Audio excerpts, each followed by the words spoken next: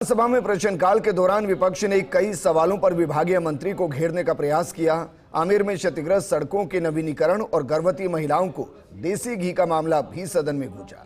बाजरे के समर्थन मूल्य पर नेता प्रतिपक्ष टीकाराम जूली ने भी टिप्पणी की।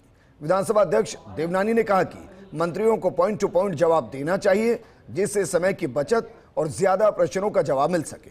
प्रश्नकाल के दौरान क्या कुछ रहा, ये रिपोर्ट देखिए। विधानसभा के बजट सत्र में प्रश्नकाल के दौरान आमेर विधानसभा क्षेत्र की क्षतिग्रस्त सड़कों के नवीनीकरण का मामला विधायक प्रशांत शर्मा ने उठाया।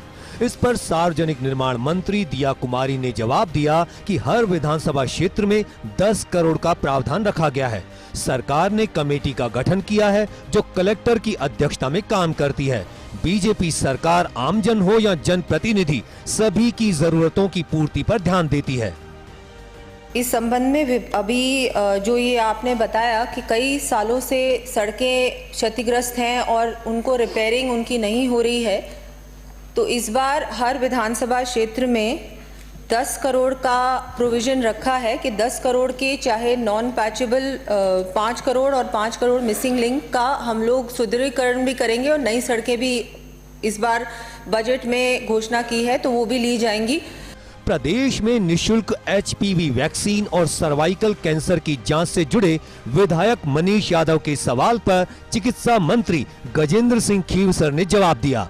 मंत्री खींवसर ने कहा कि झुंझुनू, जैसलमेर सहित 6 जिलों में BPL के परिवारों को फर्स्ट डिलीवरी में 4 से 6 महीने में 3 लीटर घी दिया जा रहा है। डिलीवरी के बाद 2 लीटर घी दिया जा रहा है। अन्य जिलों में BPL सहित अन्य जनजाति गर्भवती महिलाओं को सरस का कूपन देकर 5 लीटर सरस का घी दिया जाता है।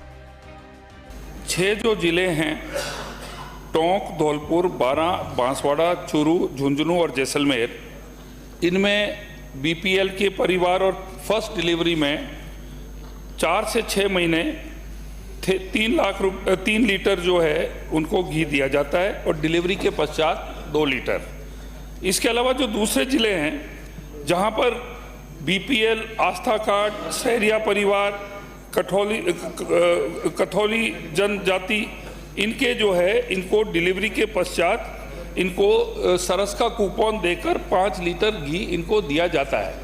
समर्थन मूल्य पर बाजरे की खरीद से जुड़ा सवाल विधायक पब्बाराम बिश्नोई ने किया। खाद्य एवं नागरिक आपूर्ति मंत्री सुमित गोदारा ने जवाब दिया कि 2014 में बाजरे का समर्थन मूल्य 1250 रुपए प्रति क्विंटल था, जो 2024 में 2625 रुपए प्रति क्विंटल हो गया है। गेहूं और बाजरे का समर्थन मूल्य किसान को ज्यादा मिलने लगा है। नेता प्रतिपक्ष टीकाराम जूली ने सरकार पर बाजरा नहीं खरीदने और मूंगफली खरीदने में बीकानेर में गड़बड़ी की बात कही।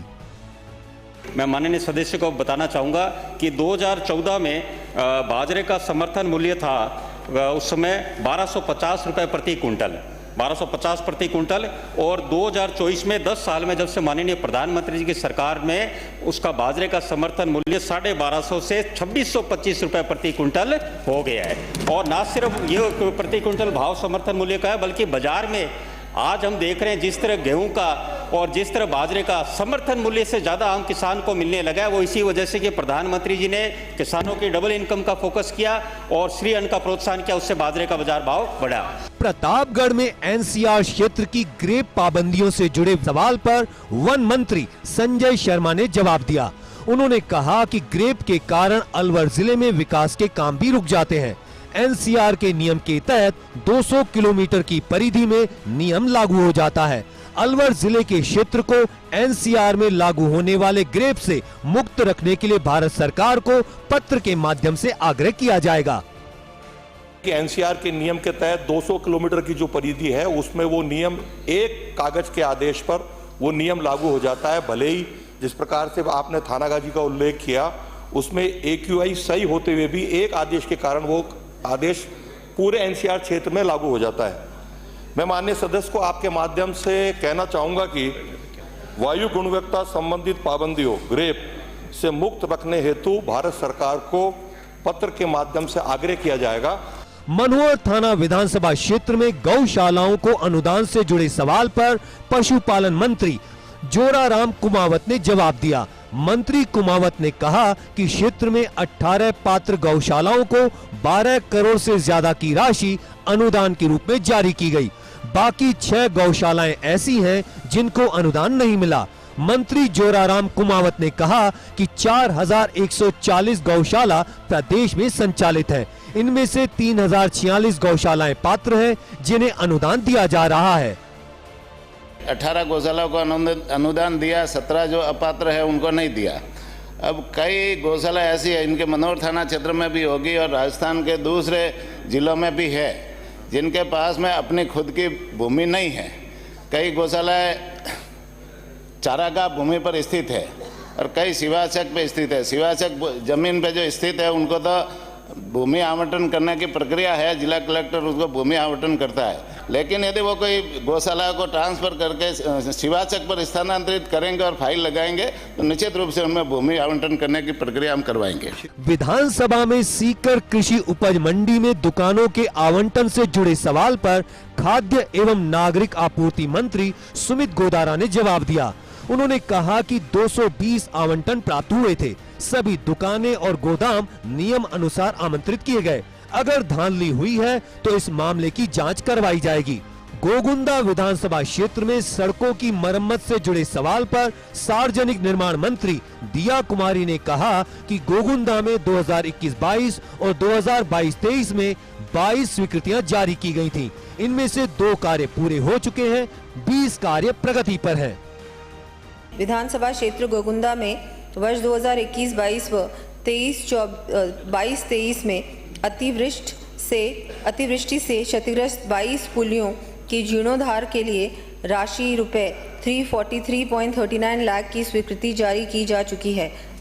इनमें से 2 कार्य पूर्ण हो चुके हैं एवं शेष 20 कार्य प्रगतिरत हैं। चित्तौड़गढ़ में श्रमिकों की मृत्यु के दावों के निस्तारण से जुड़े विधायक श्रीचंद कृपलानी के सवाल का जवाब मंत्री सुमित गोदारा ने दिया। मंत्री सुमित गोदारा ने कहा कि योजना आवेदन निरस्त होने का मुख्य कारण है कि श्रमिक का 90 दिन तक लगातार काम न करना और वांछित दस्तावेज उपलब्ध नहीं करवाना। छात्रवृत्ति के 7200 से अधिक आवेदन लंबित हैं, उनमें जल्द राशि दी जाएगी। योजना आवेदन निरस्त होने के मुख्य कारण है कि न्यूनतम 90 दिन का निर्माण श्रमिक के रूप में कार्य प्रमाणित न होना, प्रस्तुत नियोजन प्रमाण पत्र का सत्यापन के दौरान गलत पाया जाना, तीसरा वांछित दस्तावेजों का योजनानुसार उपलब्ध नहीं करवाया जाना। माननीय सदस्य का अगला प्रश्न कि भाई उसमें आवेदन निरस्त होने पर क्या प्रक्रिया, उस पर अपील की जा सकती है। जिला अधिकारी जैसे श्रम कल्याण अधिकारी सहायक उप संयुक्त श्रम के आयुक्त के समक्ष अपील कर सकता है यदि उसे लगता है कि कहीं न कहीं उसमें कमी है। तो विधानसभा में एसएमएस में आईपीडी के निर्माण से जुड़े सवाल पर विधायक रफीक खान ने बिना टेंडर के दवाइयां खरीदने का सवाल उठाया। इस पर चिकित्सा मंत्री गजेंद्र सिंह खींवसर ने कहा कि बिना निविदा के अगर रेशियो देखा जाए तो बहुत कम है। टेंडर के जरिए 155 करोड़ रुपए की दवाइयां ली और बिना टेंडर के नाम मात्र की दवाइयां ली गईं। 28 मंजिल के आईपीडी टावर का निर्माण 2028 तक पूरा करके जनता को समर्पित करना है। जो रेशियो इतना कम नहीं है, थोड़ा सा फर्क है दूसरे एवरेज पे, उसकी मैं डिटेल्स मंगा के आपको एक दे दूंगा। दूसरा अध्यक्ष महोदय, जो हमारा जो कार्डियक टावर जो है, जो स्टेट ऑफ द आर्ट बन रहा है, वो अगले 3-4 महीने में जयपुर एसएमएस कॉलेज में रेडी हो जाएगा और कार्डियो फैसिलिटी सब वहाँ आ जाएगी। और 28 मंजिल का जो आईपीडी टावर जो है वो हमें 2026 तक जो है उसका पूरा निर्माण करके उसको हम जनता को उसको समर्पित कर देंगे। बहरहाल विधानसभा के प्रश्नकाल में जनहित के मुद्दे गूंजे। विपक्ष ने कई सवालों पर विभागीय मंत्रियों को घेरने का प्रयास किया। Vinod Singh Chauhan, First India News, Jaipur.